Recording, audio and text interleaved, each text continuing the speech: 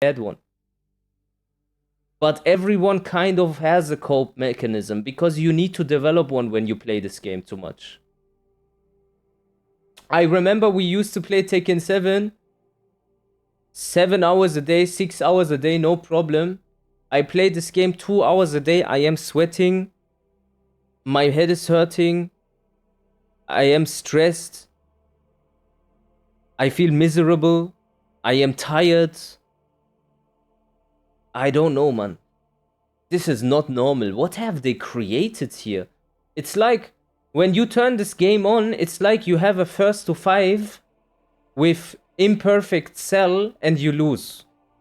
Remember when Piccolo got sucked out his arm and he looked like Bear Dry and shit? That's what this game does to you. It literally takes your life force out of you.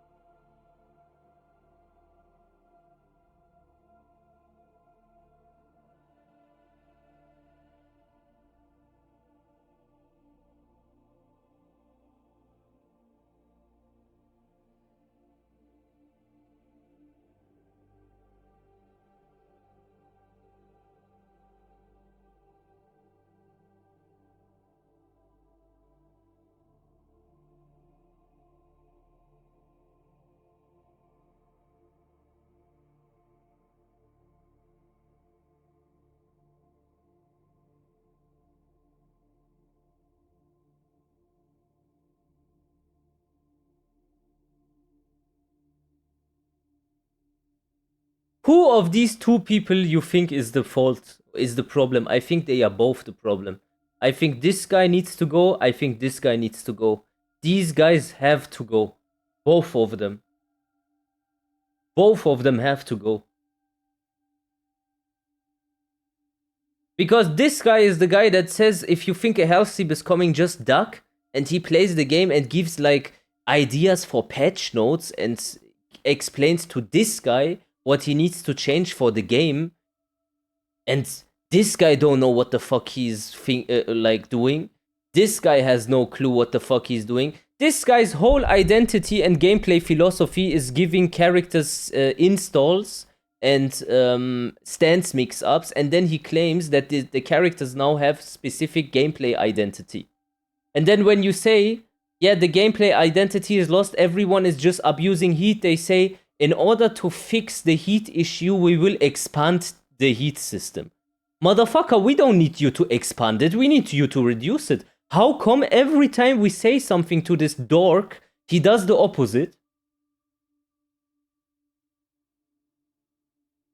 You cannot deny this. No one can anymore.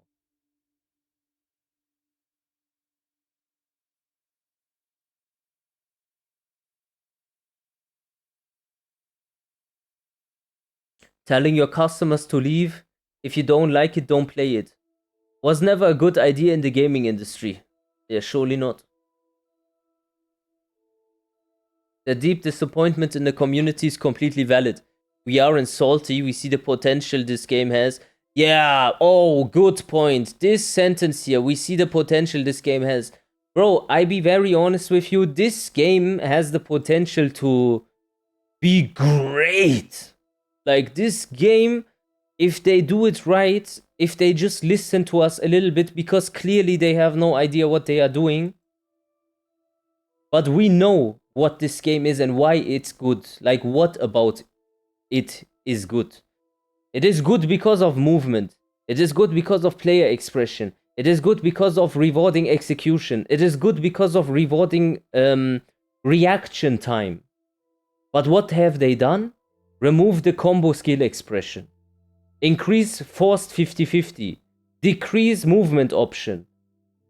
Every single thing that made the game well, they made it the opposite.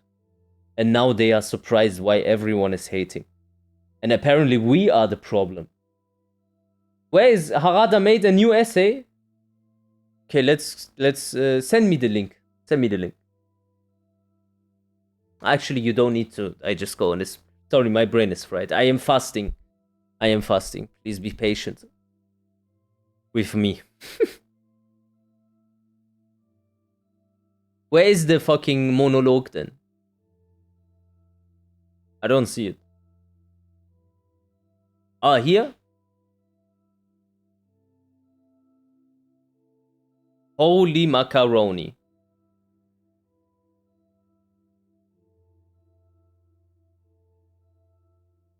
Seriously?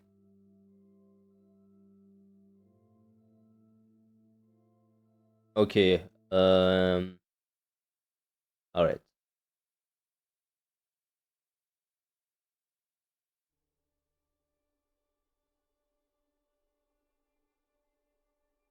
Since the topic of about key charge and other system updates came up, I'll make a comment. I understand there are various opinions. There is not various opinions. Most people agree that all of this is dog shit. There is not various opinions. So that is a gaslighting. However, at the time of writing this, players have not yet had the chance to play the updated version of the build. So we would... Okay, I don't need to play something if I see in front of my eyes what you are doing. Do I look like an ape to you? You would probably say yes, because you're a very disrespectful, arrogant piece of shit. So we would really appreciate it if you could try it out after the update goes live. Spend some time playing or competing in tournaments, and then share your feedback with us. With that in mind, please feel free to send any opinions or criticism to me or Michael. We won't be replying to every message, but we do read pretty much all of them. I will share that feedback with the team, and of course, I have full trust in the new generation of game designers and have left everything in their hands. And this is the fucking problem. And this is the fucking problem. You have faith in people that have not deserved that faith. And you left everything in their hands, and that's why the game sucks. Because the generation you gave the game to sucks. Sucks. As I mentioned in the recent Tekken talk, back in the day, Michael and I started the method of revealing content little by little. No one cares about this if the gameplay is alright. The gameplay of a fighting game is the heart of the fighting game. So these quality of life changes, you can shove them up your ass if the life is not there in the game. The game is soulless, it has no life. You can't improve a lifeless game with quality of life changes. In this way, generational shifts among players are also progressing, and values are changing. Until now, I've responded to these kinds of changes in various ways, and that's precisely why Tekken has continued for 30 years without interruption. But this time, I was slow to notice the change in needs regarding how content is announced. And beyond that, I can clearly feel that my own sensors for detecting change have dulled. Yes, precisely because I'm aware of that myself. I already been transferring a lot of decisions, making authority to the next generation over the past few years. When did it go downhill with Tekken? In the past few years. So when he was in charge, it was way better. When he gave the decision making to guys like Murray, that's when it went downhill. Literally. I want to make sure the good things are credited to them, and on the other hand, any criticism or feedback is something that Michael and I take upon ourselves. Well, that's very honorable of you to try to take the burden on you, but you're just trying to revert the attention of the people that are really at fault here. Essentially, You trusted in a team that is not trustworthy, and now you are trying to pretend as if it is actually kind of your fault and we shouldn't go against the new developers? That doesn't work, Harada. That doesn't work. Like, he wants to subvert the accountability. Because, let's be honest, Murray is a very weak person. Mentally weak. He physically looks weak to me also, but that's a different fucking topic. But he is mentally weak. If someone writes 100 messages, he will pick the one message that is negative towards him, blow it up, and then say, look, the Tekken community is so toxic. This is a weak person, and what I call this is a victimhood complex. You, my friend, have a victimhood complex, and the reason why people are saying that you are at fault is because of your actions. I want to make sure the good things are credited to them, and on the other hand, any criticism or feedback, something that Michael and I take upon ourselves. By doing so, I am steadily and intentionally labeling myself as an old relic or stick in the mud and taking this is like a lot of yapping. I don't care about this. That's exactly why, as I've also said in previous programs, I've entrusted almost everything to the next generation of dev members. So basically, guys, it is my fault, but at the same time, every single thing that is being decided, I don't decide it, it's the new generation. But when you want to call it out, please don't refer to them. Makes no sense, I will notice. And I trust them. You shouldn't. Above all, as everyone knows, this is the first Tekken to be released simultaneously worldwide on console, without 2 years of arcade release and operation. This is a fact that has surprisingly been overlooked this time, and it's probably the part that sets this title apart from previous entries in the series more than anything else. Tekken 8 can be seen as part of an ongoing evolution, and there is still plenty of room for it to change based on your feedback, just like how every arcade version in the past evolved without expectations. Okay. So we take like review, yeah? Review time. Apparently, Tekken 8 is an ongoing evolution, and our feedback changes the development of the game. What was our feedback? Less 50-50, better movement, no coin flips, we don't like installs, stance gameplay is boring. What did we get? More installs. Yeah? More 50-50, less movement options. And on top of that, we said we like defense. And how did you answer? With chip damage. What is chip damage? Chip damage is opposed to defending. I get punished for blocking.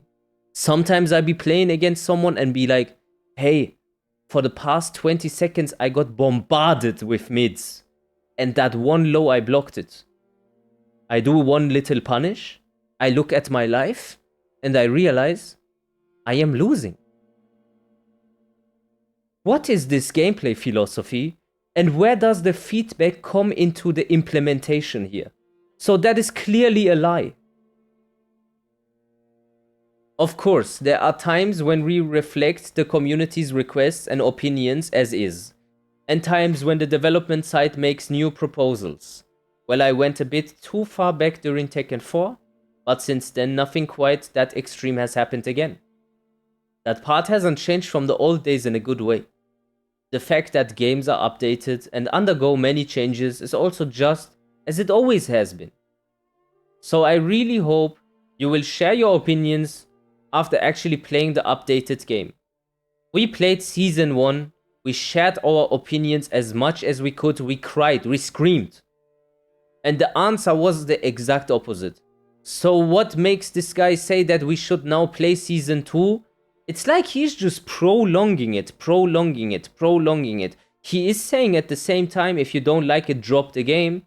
But on the other hand, when the feedback becomes too harsh towards him, hey guys, actually, can you just please try Season 2 and just tell us what we can do different? Maybe for Season 3 it will be better. This is just out of touch, disingenuous, and might work on some random American that likes to smoke galaxy gas every here and there and fry his brain cells, then he can probably, yeah, go with this narrative here, but I can't.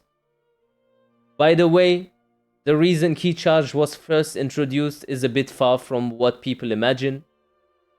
Come to think of it, it's actually kind of surprising that the key charge mechanic hasn't been updated until now.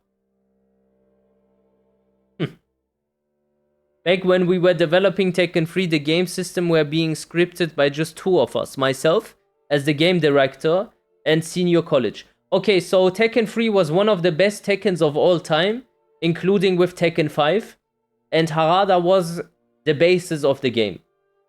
Tekken 8, one of the shittest Tekkens of all time, Harada doesn't even do anything anymore and he gave it to the next generation. Well, then I would come to the conclusion that the next generation is incapable of doing anything. Or do I not have a point here? Harada, of course, sidestepping is a new system. And low parry is also a new system. But I'm still not satisfied. We need to put in even more new systems. Like, for example, something where you power up by psyching yourself up. That's what he said. And I scripted that system the same day. Okay, this is about key charge. The one thing no one has ever complained about in the history of Tekken gets changed. The things that everyone is complaining about for the past year gets amped up. Do you realize how this makes no sense? No one said anything about key charge, they changed that. Everyone said something about coin 50-50 installs and stance mix-ups, and that gets amped up instead? Well, then I need to do a reverse psychology. Everything that I dislike about the game, I will not speak on it and pretend as I love it. And everything that I like, I will pretend as I dislike. So you will go by this analogy here into the right direction. Because otherwise, how can we even communicate with these idiots? It's such a toxic relationship. It kind of reminds me of my ex-girlfriend. It's kind of crazy. Back then, that's just how we put systems together. As for key charge, wait a second, sorry. Wait a second, okay. Back then, just how we put system together. As for key charge, I added it simply because I wanted Y-Sun to lead program to feel more motivated about work. Looking back now, it's like, what the heck? But that's how it was back then. And to go further, the system where Brian can connect moves after his taunt, which is now considered standard, that was also something I personally implemented. But at the time, I never imagined it would become what it is today. Yeah, but this was amazing. This was amazing. Because taunts has execution. It is behind the execution barrier. But what have they done in Tekken 8? They gave Brian a taunt and then a heat smash buffer. And in case he is successful, I'm dead. In case he is not successful, I am dead with extra steps. Because he's plus what, 17? Which logical person in his mind, when he writes these things down on paper, to then implement them in a game, can come to the logical conclusion that this makes sense? A 13 or 14, sorry. Or 15. But you get the drill. I created it purely as a performance element to express Brian's personality, which is called execution, with no relation to match balance or mind games. I just thought it would be more fun if you could cancel it at any time during the taunt. But sometime after the title was released, Brian's taunt was being used in ways I've never expected. I panicked. I wanted to fix it right away. But at the time, it was the height of the arcade era and we couldn't do online updates. So I tried to fix it in the next version 6 months later or in the console version release. But when I spoke to players at arcades and tournaments about it, everyone was strongly opposed. They all interpreted it as an official system. I was shocked. I really wanted to explain. No, that was just a bonus feature with no real purpose. It's not a system and it just scripted it wrong. But I held it back and left it on place. So Harada accidentally implemented one of the coolest mechanics in Tekken for a character. Everyone in the community loved it. And then they said, please keep it in the game. And eventually he kept it in the game. But when they do on purpose a change, and everyone resents it, rejects it, then they will not change that. How does that make any sense?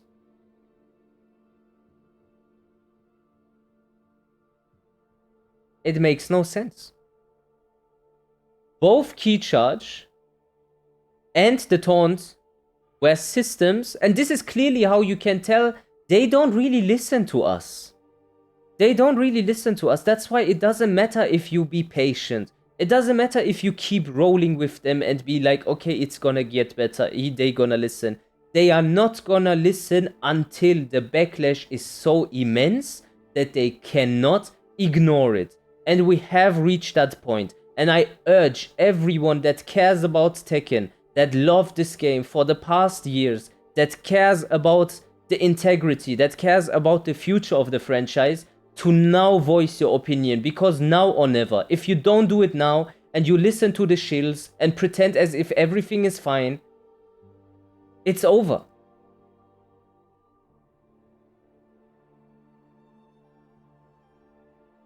Both key charge and the taunt were systems that were added under those kind of circumstances. They were introduced in ways that, to be honest, could rightfully have been criticized, or in the case of taunt, unintentionally introduced. But I believe it's okay for those things to evolve into different proposals over time, or to change according to the needs of the players, or even to lead to unexpected developments. And unexpected developments are not a problem, whether they are bad, whether they are good. The problem arises is when you don't listen to the people that are getting subjected to those changes, to those developments. And that's what is clearly happening at the moment. Sometimes features that weren't carefully designed or were introduced poorly are accepted. Other times carefully planned features are not. Well, because when you by accident implement something amazing, the community will tell you, Harada-san, this is amazing. Please keep this in the game. And when you do something on purpose and it is bad, then we will tell you, Harada-san, please keep this not in the game, because it makes no sense. But for some reason on some of them you listen and others you reject it. Compared to the past where arcade versions were updated repeatedly before a console release, the current situation where the game is released worldwide simultaneously on console is completely different. I know there are many opinions, and above all, opinions reach us so much faster than in the past. I mean, people are already sharing opinions about a version of the game they haven't even played yet. From the perspective of someone who used to write system scripts back in the day, it feels like we are living in an amazing time. Anyway, the large-scale tuning of Season 2, the addition of new arts, no one cares about that, and the system changes are all part of a free update. So please try to playing it for a while, and then share your feedback again. Thank you.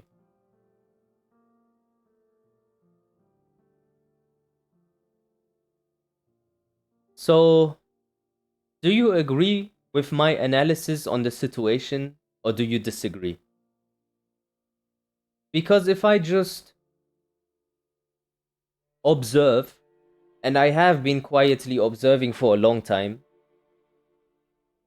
there's only one picture that I can paint. Because they give me the colors for it. I don't choose to paint the picture, they make me paint it by the input.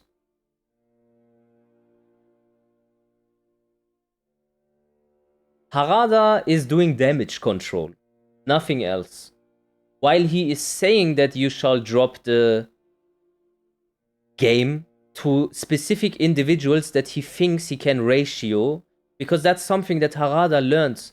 I think he observed how the community is developing with the cancel culture, and how people would throw accusations against other people, and whoever has the most likes is the right person. He somehow adapted that and chooses weak individuals to do and make an example out of them, but sometimes it fires back, and now it's backfiring.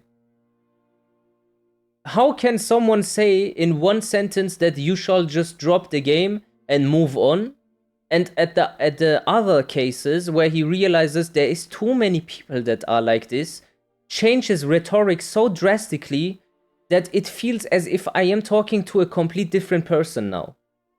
These are things that I observe without having no gripe or no dog in this fight. I don't know Harada myself personally or anything. I don't have anything against him. But it is very obvious that the development is at the moment in the hands of Harada and Nakatsu. These two guys are fucking it for everyone, and Harada is doing devil's advocate and tries to blue ball us for another season and just not in acceptance and go with this narrative. And I can't accept that. Yeah, Murray and Nakatsu. Why do they keeping this team? Capcom fired. The thing is, you got to understand, I looked a little bit into Bandai Namco as a corporation, and you got to understand I have an insane pattern recognition ability, even if people don't want to give me this credit. I don't need this credit. But at least listen to what I have to say. Bandai Namco has shareholders. These shareholders are Vanguard, etc. And these people do have shares on majority of the medias around the world at the moment, and they try to enforce a specific script. A very brain-dead one. They are forced to do it. Now, when you look into Bandai Namco's decision-making, for no particular reason has Bandai Namco spent approximately, I think it was 40 million, on buying a company that was a rebranded version of something called Sweet Baby Inc. If you are familiar with this topic, Sweet Baby Inc. is like all these things that you see when the games become woke and a bit weird. This is Sweet Baby. It's DEI. And diversity in inclusion, they don't only affect how the characters look or their identity. For some reason, they affect the gameplay as well. And they go all into the same direction. Now what happened? They created a game called Awakening 9. Awakening was a flop. They lost millions upon millions upon millions on dollar, Bandai Namco, and fired the whole team again. But there was one problem. The Japanese part of this corporation they could not fire because you can't do that in Japan. What have they done instead? And you can Google this and fact check this if you don't believe me. They put people into empty rooms so they would fire themselves. Because they could not fire them, they either gave them unreasonable tasks or put them into empty rooms so they would just say, you know what, I don't want to work here anymore. And at the same time where this problem occurred, they rolled out the Tekken shop. Why do you think the Tekken shop was so hastily made up with no content whatsoever just to make a quick dime? It was because they needed to make up for bad decision making in their DEI department. You may want to believe it, you may not want to believe it, but it's the truth regardless. I looked into it. And when I care about the topic, and what Tekken is a topic I care about deeply, I go like for lengths to find out information. And I found out so much you wouldn't even believe. But yeah, this is the truth. And that's why Tekken 8 is going into the direction it is going. So the way you can counterfeit this is by making them hurt in their wallet. When the player base drops so significant that they cannot cope anymore, they have to address it. Money talks. It doesn't matter if it is Blackguard or Vanguard or BlackRock or whoever has these shares on them. And I have the link, I can show you the shares. When the money talks, the money talks. They need to back off. And when the people voice their opinions and when the people start to get out of their like ego perspective, get a little bit more knowledgeable on the subject and throw at them the mere facts of what they would have never thought about, that we could know about this, that's when they fuck up. So yeah, it is like really, it's almost like war. But it's a bit silent. You have mediators in this war, you have culprits in this war, and you have the people. And one more thing I have to say and stress is also that, you know, when something is a monopoly, that occurs in many aspects of society. But when we take now the fringe minority of fighting games, you have the subculture of 3D fighting games. Tekken has a monopoly on that. They think they can do whatever they want without losing too many people because they have no other option.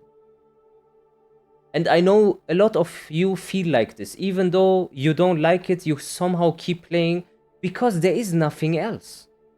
And a monopoly will always create bad results for the consumers. Always.